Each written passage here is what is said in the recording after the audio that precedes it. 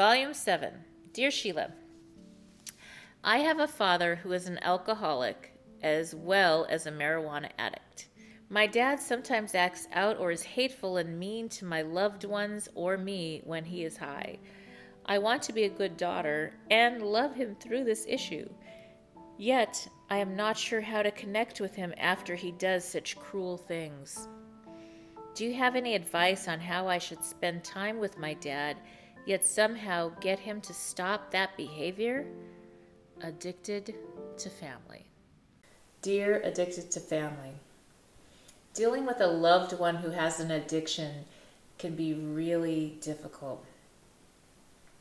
The situation is that you're the one that's in control.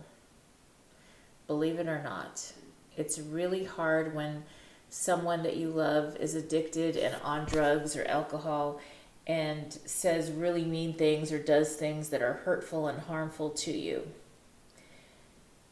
And then when they're sober, they're loving and great people that would never do that to you. So take a step back and think about that. Think about the fact that when your dad, in this case, is in their right mind, when their mind is clear and they're not under the influence of anything, how would your dad want anybody, including himself, to talk to you or treat you or your children or loved ones?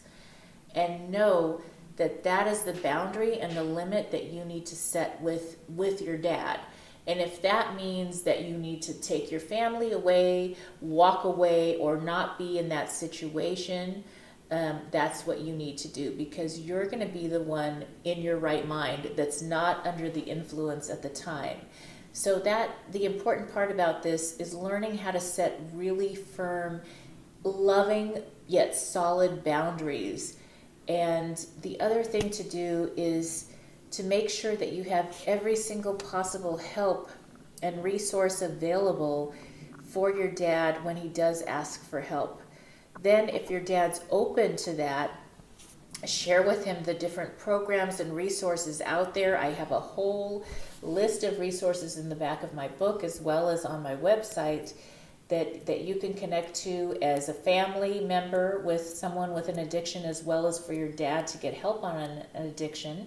And then also, if he's not open to that, or not open to even having a discussion about your boundaries or limits or when you'll walk out, let's say if he starts yelling and cussing at you or your child in a very derogatory way, then you're going to make a promise to yourself as to when you're going to walk away.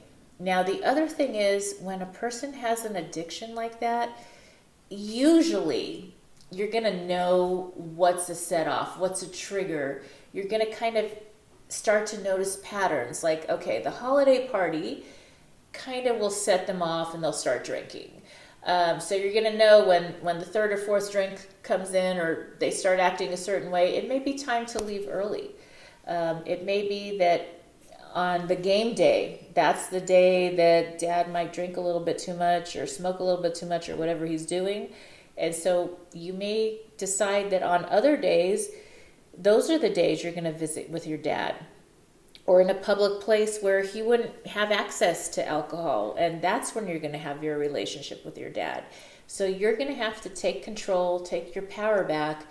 And as you do that, you're starting to guide your dad also. So you're going to lead him into some healing as well. And as you set loving boundaries for yourself, it's also showing your children or other loved ones how to honor themselves. I hope this helps. As always, I wish you life, love, laughter, and light. Thank you for listening to Dear Sheila. And if you'd like to learn more, go to www.sheilamac.com or check out my new book on Amazon, Bootstraps and Bra Straps, the formula to go from rock bottom back into action.